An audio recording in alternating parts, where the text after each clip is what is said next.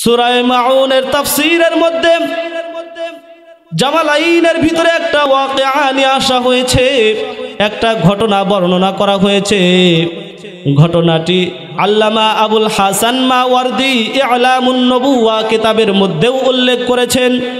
বাবাজি, এটা তাফসীরের ঘটনা, এটা কোনো বানানো ঘটনা নয়, বানোয়াট ঘটনা নয়।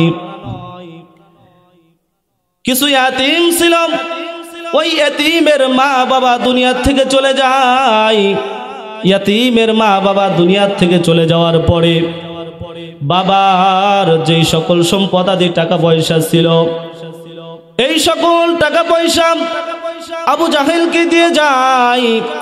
আবু জাহেলকে দিয়ে বলে, ও নেতা, আমার সন্তান আদি যখন বালেগ হবে, প্রাপ্ত বয়স্ক হবে, আমার এই অর্থ সম্পদগুলো আমার এই সন্তান আদিদেরকে তখন দিবে। ওসিয়ত করে গিয়েছেন আবু জাহেলকে। বন্ধু, আস্তে আস্তে করে এই ব্যক্তির ছেলে মেয়ে যখন বড় হইতে লাগে, আস্তে আস্তে করে যখন বড় হয়ে যায়, প্রাপ্ত বয়স্ক হয়ে যায়, তখন এক পর্যায়ে তখন যারা জানতে পারে যে আমার বাবা আবু জাহেলকে বলে গিয়েছিল, আবু জাহেলের কাছে অর্থ সম্পদ টাকা পয়সা দিয়েছে আর ওসিয়ত করেছে, তখন তারা চলে যায় আবু জাহেলের কাছে। বাচ্চারা চলে যায় এমন অবস্থায় বাচ্চাদের পরনেও কোনো কাপড় ছিল না, এত অসহায়ভাবে তারা জীবন যাপন করতেছিল। আবু জাহেলের কাছে যায় বলে, ও আঙ্কেল, আমার বাবা আপনাকে ওসিয়ত করে গিয়েছিল এবং আপনার কাছে কিছু অর্থ সম্পদ টাকা পয়সা রেখে গিয়েছিল, আমরা বালেগ হইলে, প্রাপ্ত বয়স্ক হইলে আমাদেরকে দিতে বলেছে। তো আমরা এখন প্রাপ্ত বয়স্ক হয়েছি, ও চাচা, আমাদের সম্পদগুলো আমাদেরকে ফিরিয়ে দিন। আবু জাহেল তাদের কথার দিকে ভ্রুক্ষেপই করে না। আবু জাহেল তাদেরকে ঘাড় ধাক্কা দিয়ে বাহির করে দেয় আর অস্বীকার করে, তোমার বাবা আমাদের কাছে, আমার কাছে কোনো অর্থ সম্পদ টাকা পয়সা রেখে যায় নাই। ও বন্ধু, ছোট ছোট বাচ্চা চোখ দিয়ে টপ টপ করে পানি পড়ে, বাবার দেওয়া সম্পদ থেকে আজকে তারা বঞ্চিত হয়ে যায়। আমাদের সমাজেও কিন্তু এমন অনেক হয়, শিশু বাচ্চা রেখে যদি বাবা মারা যায়, ওই ছেলে মেয়ের চাচা তাদেরকে সঠিকভাবে সম্পত্তি দেয় না, ঠিক কিনা বলেন? সঠিকভাবে সম্পত্তি দেয় না।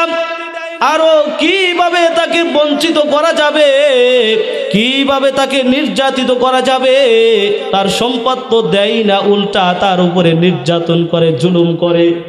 ও যুবক,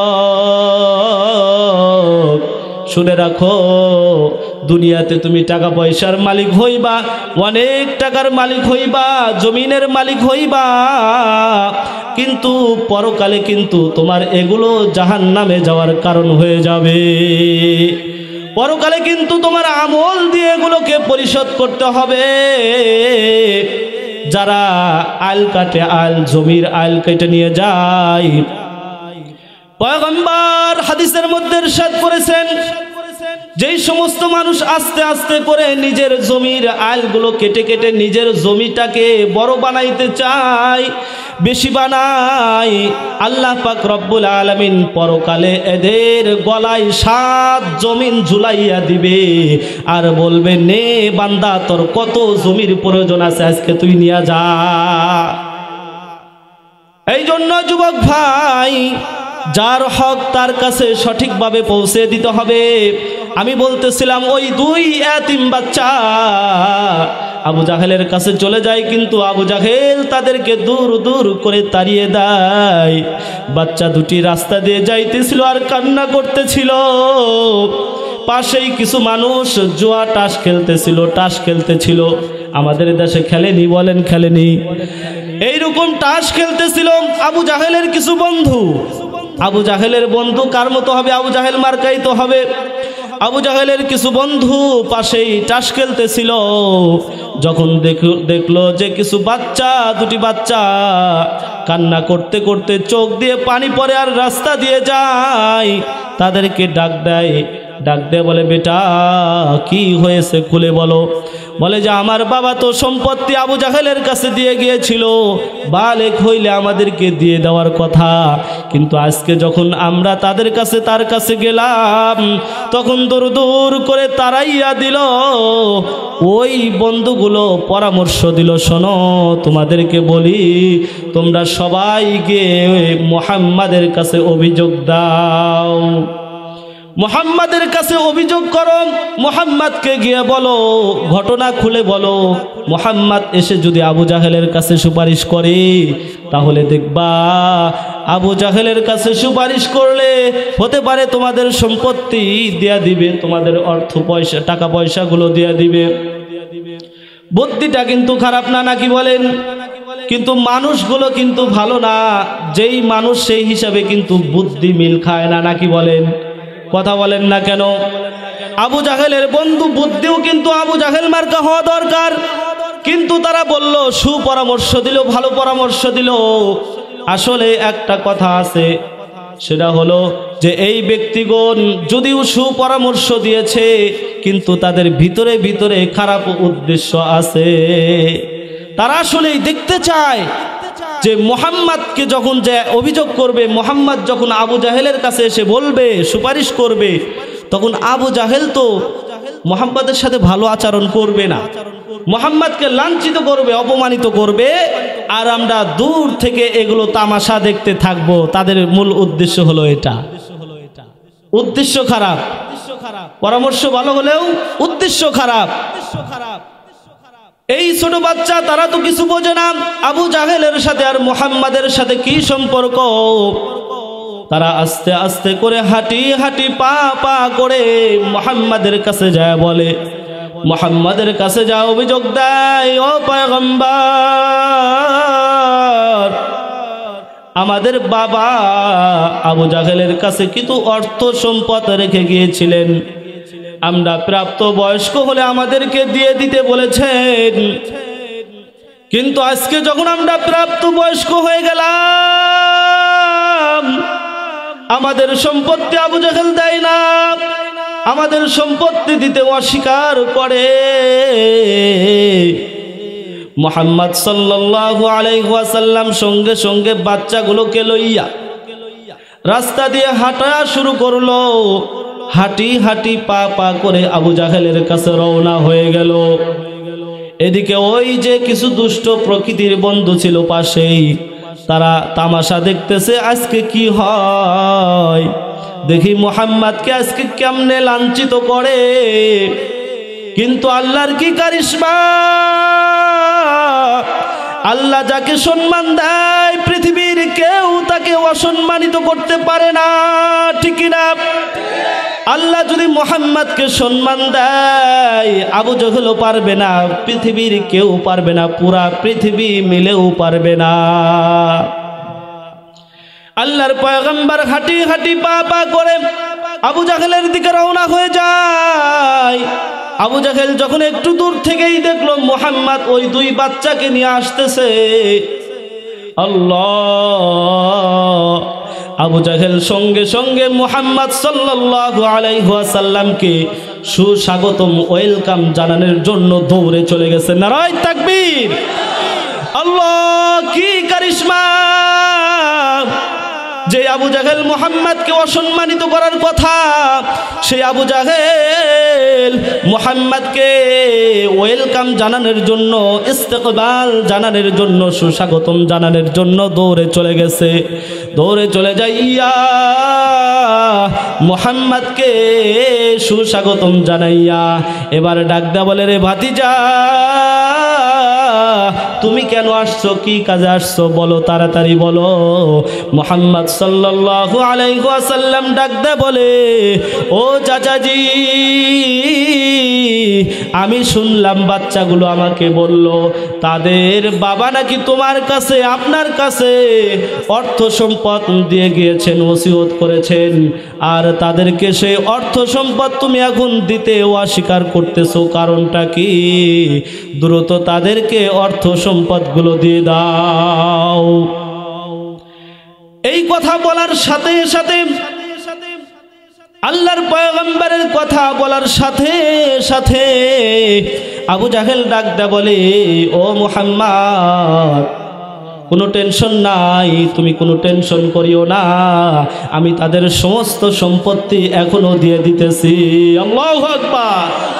তাদের সকল সম্পত্তি এখনই আমি দিয়ে দিচ্ছি, তুমি কেন টেনশন করিও না, তুমি তোমার কাজে চলে যাও।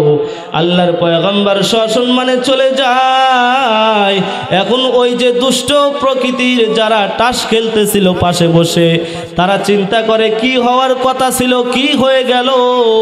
মুহাম্মদকে অসম্মান করার পরিবর্তে সম্মান করলো, কারণটা কি? এবার সবাই নেতার কাছে চলে আসলো, এসে আবু জাহেলকে ডাক দেয়, বলে, রে আবু জাহেল, ও আমাদের নেতাজি, আপনি তো মুহাম্মদকে অসম্মান করার কথা, আপনি তো মুহাম্মদকে লাঞ্ছিত করার কথা, কিন্তু আপনি মুহাম্মদকে তা না করে উল্টা তাকে ইস্তেকবাল জানাইলেন, সম্মান জানাইলেন, ওয়েলকাম জানাইলেন, কারণটা কি? আবু জাহেল ডাক দেয়া বলে, শোনো, আমারও তো নিয়ত না আমি মুহাম্মদকে অসম্মান করব, আমারও তো ইচ্ছা আমি মুহাম্মদকে লাঞ্ছিত করব, অপদস্থ করব, মুহাম্মদকে তো আমি ভালোবাসি না। কিন্তু যখন মুহাম্মদ আসতেছিল তখন আমি মুহাম্মাদের দিকে তাকাইয়া দেখি মুহাম্মাদের মাথার দুই পাশে হিংস্র বিশাল বড় বড় প্রাণী, মনে হয় আমাকে এখনই গিলে ফেলবে, আর মনে হয় আমাকে বুঝাইতে চাই মুহাম্মাদের কথার যদি বিন্দু মাত্র যদি নড়চড় হয় তাহলে আমি সঙ্গে সঙ্গে তোকে গিলে খেয়ে ফেলবো। আল্লাহু আকবার। এই জন্যই মূলত আমি মুহাম্মদকে লাঞ্ছিত করতে পারি না, আমি মুহাম্মদকে সম্মান করেছি, এই কারণেই মূলত কারণ ছিল এটাই। ও বাবাজি, সম্মান যদি আল্লাহ দেয় কেউ সেটাকে ঠেকাইতে পারবে না। আল্লাহর পয়গম্বর হাদিসের মধ্যে বলেন, মান তাওয়াযা লিল্লাহ রাফাআহুল্লাহ, যেই ব্যক্তি নিজেকে ছোট করে, নিজেকে ছোট মনে করে, আল্লাহ পাক তার মর্যাদা বাড়াইয়া দেয়। এই জন্য আমাদেরকে নিজেদেরকে ছোট মনে করতে হবে।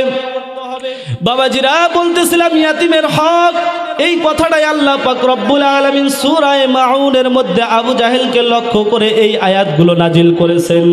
আল্লাহ বলেন, আরাআইতাল্লাযী ইউকাযযিবু বিদ্দীন, ওগো পয়গম্বর, ওই সমস্ত মানুষকে কি আপনি দেখেছেন যারা পরকালকে অস্বীকার করে? বিল হিসাবি ওয়াল জাযা, আল্লামা জালালউদ্দিন মুহল্লি রাহমাতুল্লাহ আলাইহি বিদ্দীন এর তাফসীর করেছেন বিল হিসাবি ওয়াল জাযা। যারা প্রতিদানের দিনকে অস্বীকার করে, হিসাবের দিনকে অস্বীকার করে, আপনি কি তাদেরকে দেখেছেন? এগুলো হচ্ছে আবু জাহেলের বৈশিষ্ট্য। আল্লাহ আরো বলেন, ফাযালিকাল্লাযী ইয়াদুউল ইয়াতীম, আল্লাহ আরো বলেন যারা ইয়াতীমদেরকে ঘাড় ধাক্কা দিয়ে বাহির করে দেয়। আল্লামা জালালউদ্দিন মুহল্লি রাহমাতুল্লাহ আলাইহি ইয়াদুউল ইয়াতীম এর তাফসীর করেছেন ইয়াদফাউহু বিউনফিন আন হাক্কিহি, যে ইয়াতীমদেরকে হক থেকে কঠোরতার সাথে বঞ্চিত করে দেয় তারাই হলো উদ্দেশ্য। আল্লাহ পাক রব্বুল আলামিন কুরআনুল কারীমের ভিতরে ইয়াতীমদের সম্পর্কে বলেন, ইন্নাল্লাযীনা ইয়াকুলুনা আমওয়ালাল ইয়াতীমা যুলমা, যারা ইয়াতীমদের মাল ভক্ষণ করে তাদের ব্যাপারে আল্লাহ পাক রব্বুল আলামিনের ঘোষণা হলো, ইন্নামা ইয়াকুলুনা ফি বুতুনিহিম নার, তারা ইয়াতিমদের মাল খাইলো মানে পেটের মধ্যে আগুন ঢুকাইয়া দিল। আগুন, ইয়াতিমদের মাল খাওয়া মানে হলো আগুন ঢুকানো পেটের মধ্যে। এই জন্য ইয়াতিমদের সাথে খারাপ আচরণ করা যাবে না। যার যার হক তাকে তাকে সঠিকভাবে বুঝিয়ে দিতে হবে। দুনিয়াতে যদি সঠিকভাবে হকটা বুঝাইয়া না দেন, পরকালে আপনার যে নেক আমলগুলো আছে এই নেক আমলগুলো তাকে দিয়ে তার বদ আমলগুলো আপনার আমল নামায় নিয়ে তারপরে পরিশোধ করতে হবে।